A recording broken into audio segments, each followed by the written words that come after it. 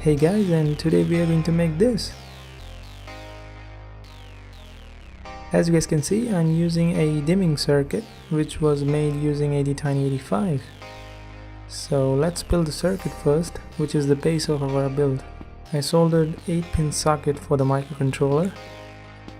Then I cut the female header pin and soldered them for my two LEDs and for power.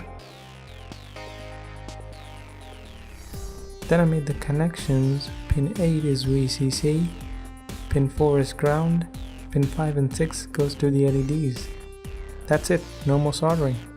Now I took my stick, which is basically a hot glue stick. I got these when I bought this piece of crap. Oh god, what a mistake. Anyway, I cut them to the length of 5 cm and I cut 2 of them. But be careful on this part, because we are going for the blue look, right?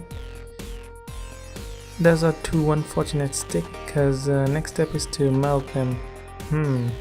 I took my soldering iron and shoved it into the stick. Then I put the LED in and I repeated the process to the other one. No mercy. Make sure to clean the soldering bit afterwards. Then I wrote the code making pin 0 and pin 1 as an analog output and programmed the chip by using my ADTiny Shield. If you don't know how to program an ADTiny microcontroller, then check out my previous video. If you don't want to use a microcontroller, you can use any 555 timer IC, or you can just tie the LED right to the coin cell battery.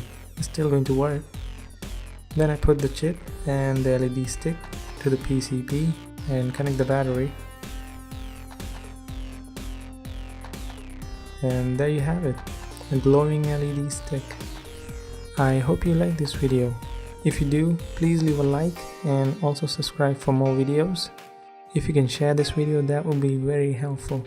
And that's all I have to say. See you in the next one.